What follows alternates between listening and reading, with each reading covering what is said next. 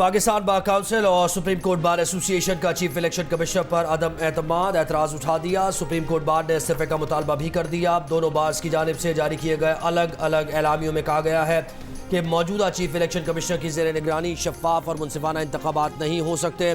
Chief election commissioner की निगरानी में कराई गई हल्काबंदियों, इंतखाबी तरीक़ाकार और नशस्तों की तक़सीम पर शदीद तहफ़्फ़ुज़ात हैं। सुप्रीम कोर्ट कमीशन के हर अमल की तौसीक करने के बजाय इंतज़ादात का नोटिस ले। सुप्रीम कोर्ट बार का मौक़िफ़ है कि मौजूदा चीफ इलेक्शन कमिश्नर की ज़ेर निगरानी इंतखाबात की शफाफियत पर सवालात उठ रहे हैं। चीफ इलेक्शन कमिश्नर को घर जाना चाहिए क्योंकि उनकी ज़ेर निगरानी शफाफ इंतखाबात मुमकिन नहीं। दोनों बार्स ने इंतखाबात वक्त पर करवाने के साथ आज़ाद और शफाफ होने की ज़रूरत पर जोर दिया और तमाम सियासी जमातों और आज़ाद उम्मीदवारों को इंतखाबात में लेवल प्लेइंग फील्ड देने का भी मुतालबा किया।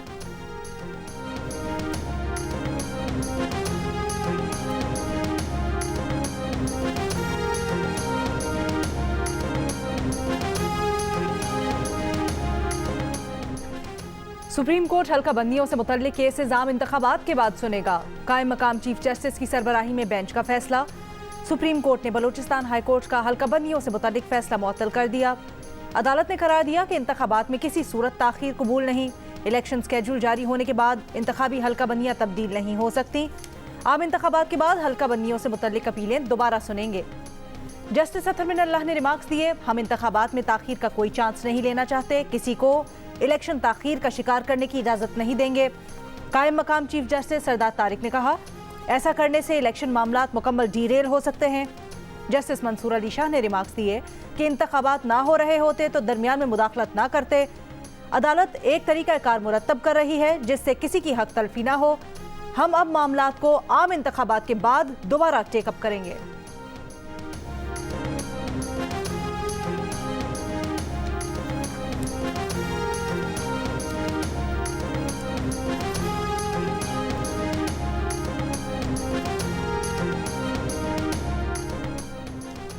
निगरान वज़ीर आज़म अनवारुल हक काका ने कहा कि इलेक्शन साफ शफाफ होंगे। इंतखाबात कमीशन इलेक्शन कमीशन कराएगा। निगरान हुकूमत पर दाग लगने की बात मुनासिब नहीं। सियासी जमातों का बयानिया सच हो सकता है और नहीं भी।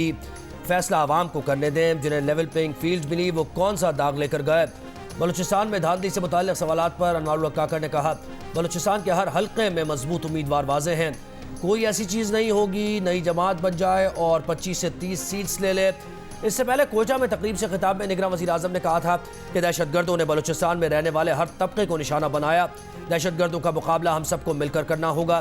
दुश्मन एक है, हमारे अंदर तफरीक नहीं होनी चाहिए। दहशतगर्दों से स्ट्रेट लड़ाई भी लड़ेंगे, सकाफती अदबी मुकाबला भी करेंगे। दहशतगर्दी का निशाना बनने वाले हज़ारा बरादरी के शोहदा को खिराज अक़ीदत।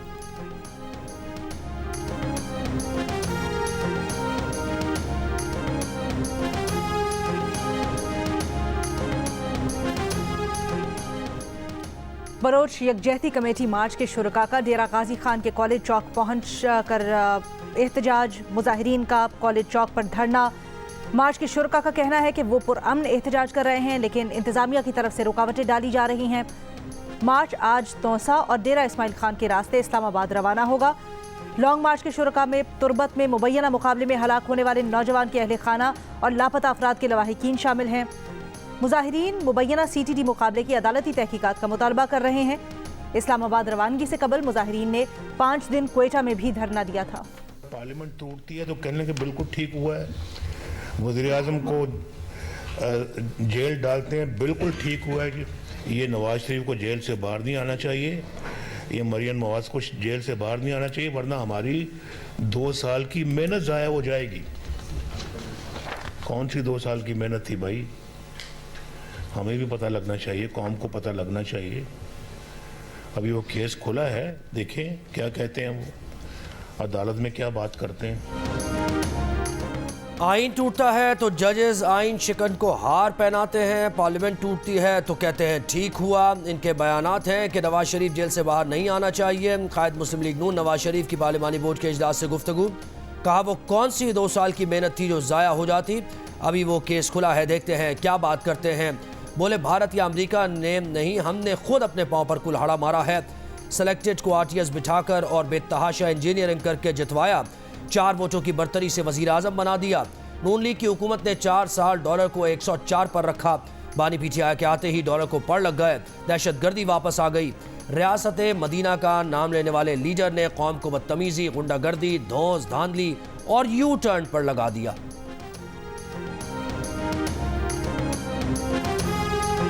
वो कहता था कि मैं खुदकुशी करूंगा मगर मैं इन चोरों से बात नहीं करूंगा।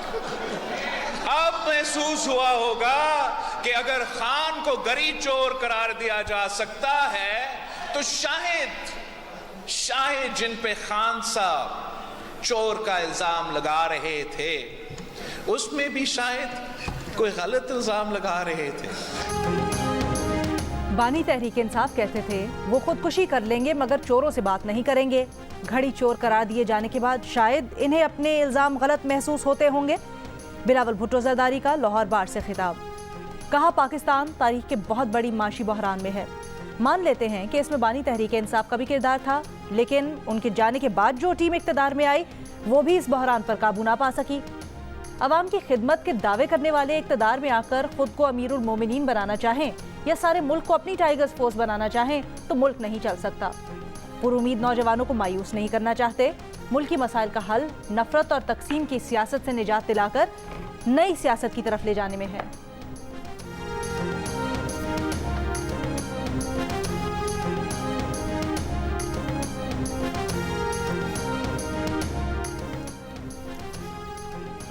बल्ले का इंतखाबी निशान पीटीआई की मकबूलियत का हिस्सा है। 6 माह से बल्ले के निशान के हुसूल की कोशिश कर रहे हैं। निशान नहीं मिला तो हॉर्स ट्रेडिंग होगी। Chairman PTI barrister Gauhar Ali Khan की पेशावर में गुफ्तगू। कहा हमें बल्ले का इंतखाबी निशान मिलना चाहिए, अगर नहीं मिला तो फिर देखेंगे कि अदलिया क्या ऑर्डर करती है। पार्टी टिकट्स की तकसीम पर कहा कि पार्टी टिकट में मेरिट को फौकियत दी जाएगी। पार्टी टिकट्स की तकसीम के लिए कमेटी बनी है। पेशावर हाई कोर्ट के बाहर ANP के वकला के एहतजाज को अदलिया पर दबाव डालने की कोशिश करार दिया। कहा पेशावर हाई कोर्ट ने सिर्फ हमें नहीं सबको रिलीफ दिया है। चेयरमैन पीटीआई ने एक बार फिर इंतजामिया और डिप्टी कमिश्नर्स को गैर जानिबदार कहा और अदलिया से ROs लेने का मुतालबा दोहरा दिया।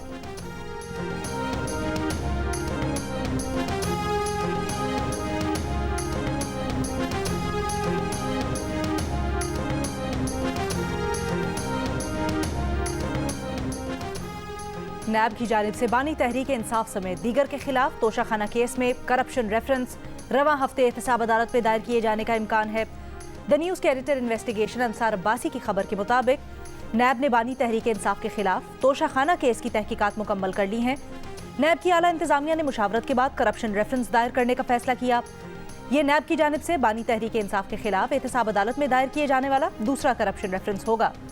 इससे कबल नैब ने बानी तहरीक इंसाफ, उनकी अहलिया बुशा बीबी समेत दीगर के खिलाफ अल कादिर ट्रस्ट केस में करप्शन रेफरेंस दायर किया था।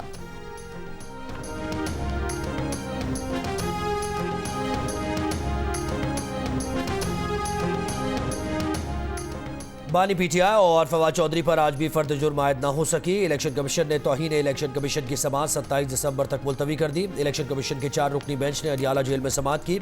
बानी पीटीआई के वकील शुएब शाहीन की अदम मौजूदगी पर गुज़श्ता समाअत पर फर्द जुर्म आयद नहीं हुई थी।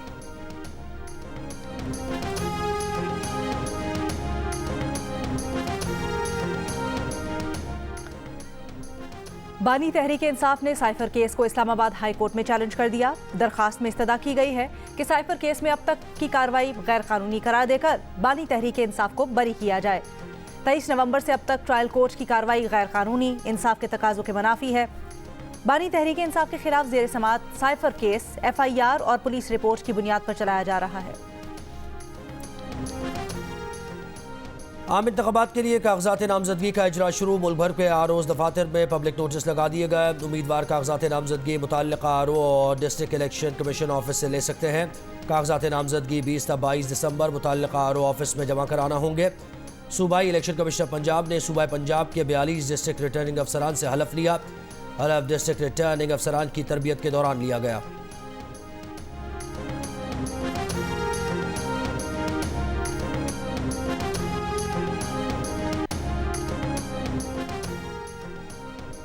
शफाफ इंतखाबात के लिए निगरान विफाकी वज़रा को हटाने की दरखास्त पर इलेक्शन कमीशन में समाअत आज होगी।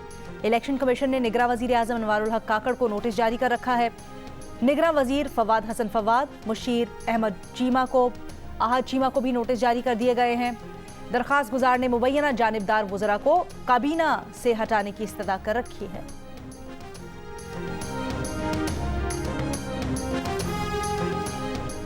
उस्मान डार की वालिदा ने इल्ज़ाम आयद किया है कि ख्वाजा आसिफ ने उनके घर पर हमला कराया है। कागजात जमा कराने का सुनकर 20 लोग उनके घर भेजे गए, उन्हें ज़दोकोब किया गया। उन्हें ज़दोकोब करके कोई मनमानी नहीं करा सकता। उस्मान डार की वालिदा का चीफ जस्टिस से वाक़े का नोटिस लेने का मुतालबा। ख्वाजा आसिफ ने इल्ज़ामात की तरदीद कर दी, कहा ऐसी इंतकामी सियासत से उनका कोई ताल्लुक़ नहीं।